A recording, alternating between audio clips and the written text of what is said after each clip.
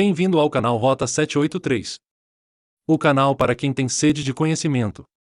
Se inscreva agora e clique em gostei. Episódio 2. Royal Raymond Rife. Sua aversão pelas políticas médicas, a que ele se dava ao luxo de ignorar graças aos generosos beneméritos privados, o deixaram em desvantagem mais tarde, quando poderosas forças o atacaram e conjugadas com a influência da indústria farmacêutica para retirar seus artigos dos jornais médicos, não é surpreendente que poucos tenham ouvido falar de Rife hoje em dia. A discussão inflamou entre aqueles que tinham visto as viroses se modificando em diferentes formas sob o microscópio de Rife e aqueles que não tinham visto. Aqueles que condenaram sem investigação, TL como o influente Dr. Thomas Rivers, que afirmou que estas formas não existiam porque o seu microscópio ordinário não as revelava. Rivers argumentou que não havia base lógica alguma para acreditar nesta teoria. O mesmo argumento é usado hoje na avaliação de muitos outros alternativos. Se não há precedentes, então isso não pode ser válido. Nada pode convencer uma mente fechada. A maioria nunca tinha de fato olhado através do microscópio de San Diego. Porque as viagens aéreas nos anos 30 eram desconfortáveis, primitivas e principalmente arriscadas. Por isto, o debate sobre o ciclo de vida das viroses foi resolvido a favor daqueles que nunca o viram, ou mesmo os microscópios eletrônicos modernos mostram imagens mortas, congeladas, não o ciclo de vida das viroses em processo. Mesmo assim, muitos cientistas e doutores têm confirmado a descoberta de Rife do vírus e sua natureza polimórfica, usando as técnicas do campo escuro com o microscópio de Naessens e experimentos de laboratório. Rife também trabalhou com cientistas e doutores renomados do seu tempo, que também confirmaram ou endossaram várias áreas do seu trabalho. Rife ignorou o debate preferindo se concentrar no refinamento do seu método de destruição destas viroses matadoras. Ele usou o mesmo princípio para matá-las, a que as tornou visíveis, em a ressonância.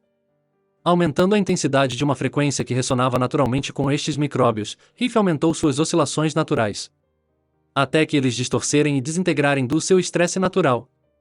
Rife chamou esta frequência de taxa oscilatória mortal, ATOM, e não causou danos nenhum aos tecidos vizinhos. Os instrumentos de Rife atuais usam certas frequências selecionadas e seus harmônicos para executar o trabalho.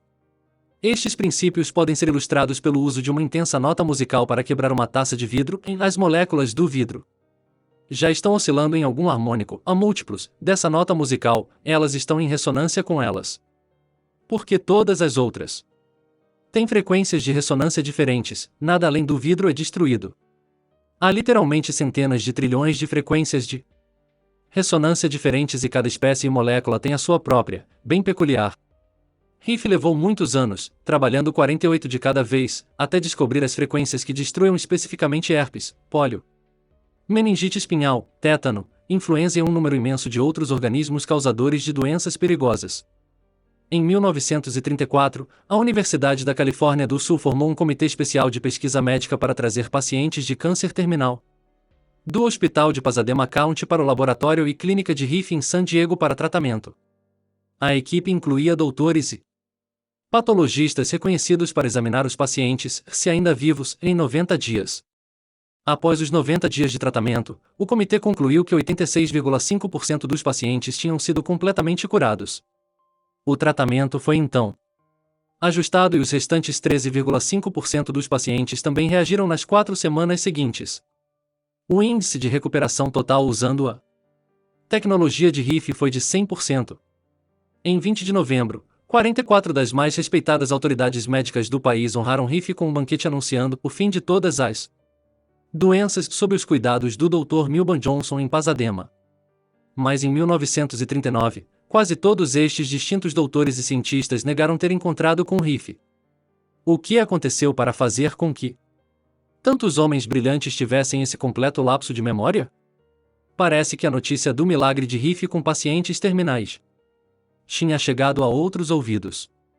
Você se lembra da nossa questão hipotética no início deste relato? O que aconteceria se você descobrisse a cura para tudo? Você vai saber agora. Em primeiro lugar, uma tentativa foi feita para comprar Rife. Maurice Fichet, que tinha adquirido todo o estoque da associação, médica americana em 1934, enviou um advogado procurador a Riff com uma oferta irrecusável. Riff recusou.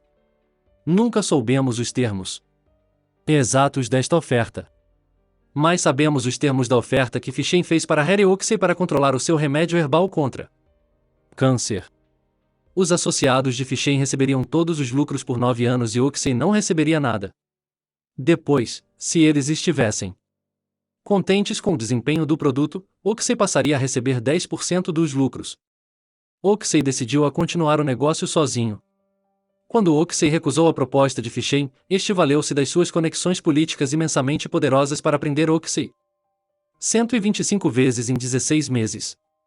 As acusações, baseadas em práticas sem licença, foram sempre removidas no tribunal, mas o tormento levou Oaksey à loucura. Mas Fichen deve ter concluído que a sua estratégia não funcionaria com Riff. Primeiro, Riff não poderia ser preso por prática sem licença como Oaksey. Uma acusação falsa significaria que as testemunhas de defesa de Riff seriam apresentadas por proeminentes autoridades médicas trabalhando com Riff. E a defesa teria a oportunidade de apresentar evidência como o estudo médico de 1934, feito com o Comitê Americano. A última coisa no mundo que a indústria farmacêutica queria era uma audiência pública sobre a terapia sem dor que curou 100% dos pacientes terminais de câncer e não custa nada além de um pouco de eletricidade. E isto poderia dar às pessoas a ideia de que elas não precisavam de drogas. E finalmente, Riff tinha gasto décadas acumulando meticulosa evidência de seu trabalho, incluindo filmes e fotografias de imagens congeladas.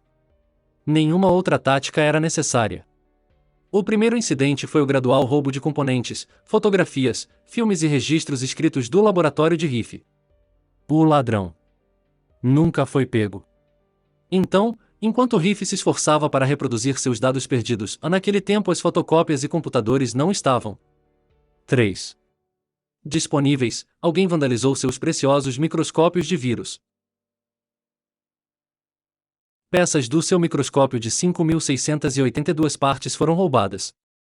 Antes, um incêndio provocado tinha destruído o laboratório de Burnet de vários milhões de dólares, justamente quando os cientistas estavam preparando-se para anunciar a confirmação do trabalho de Riff.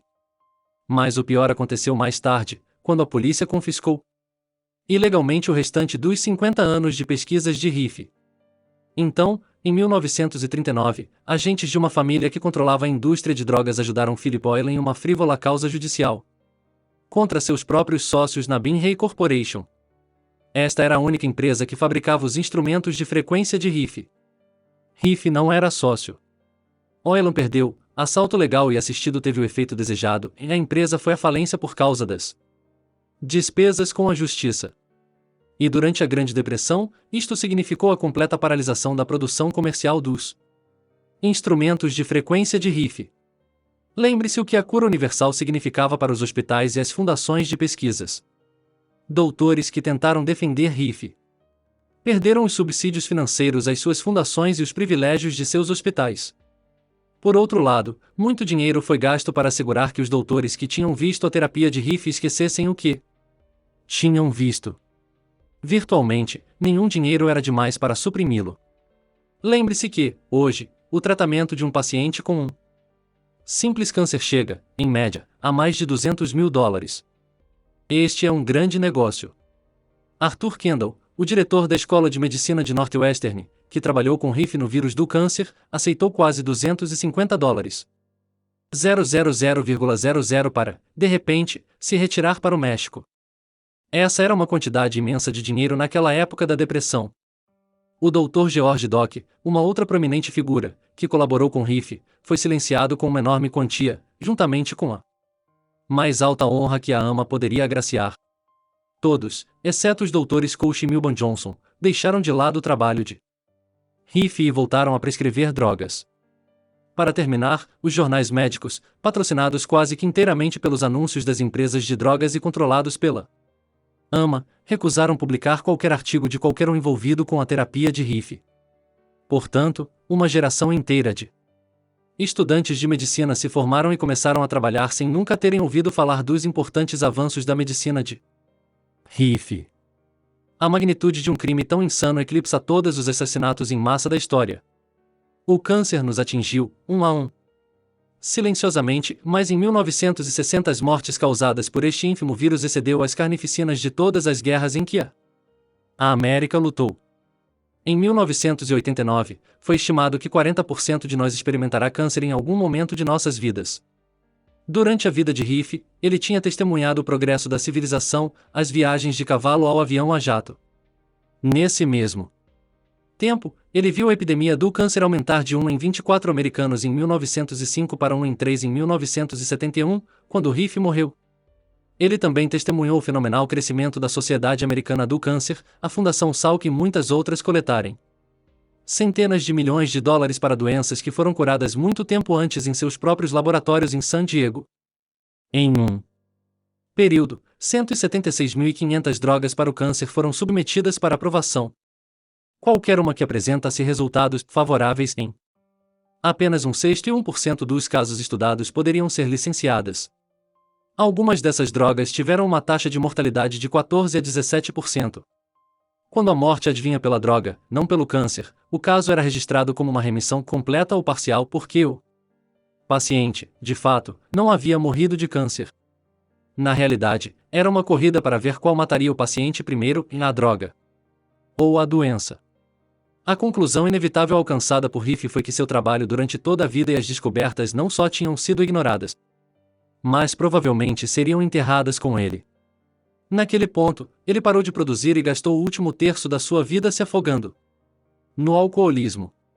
Isto atenuou a sua dor e sua aguda consciência de meio século de esforços desperdiçados e ignorados, enquanto o sofrimento de milhões de pessoas continuava para que alguns tivessem lucro. E lucro eles tiveram, e lucro eles têm. Em 1971, Royal Riff morreu de uma combinação de Valium e álcool com a idade de 83 anos. Talvez sua continuada exposição às suas próprias frequências o tenham ajudado a sobreviver ao abuso do álcool por tantos anos. Felizmente, sua morte não foi o fim da sua terapia de eletrônica.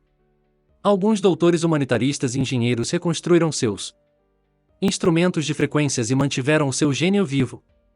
A tecnologia de Riff se tornou de conhecimento público outra vez em 1986 com a publicação de A Cura do Câncer que Funcionou, de Beurelines e outros materiais sobre Royal Riff e seu monumental trabalho.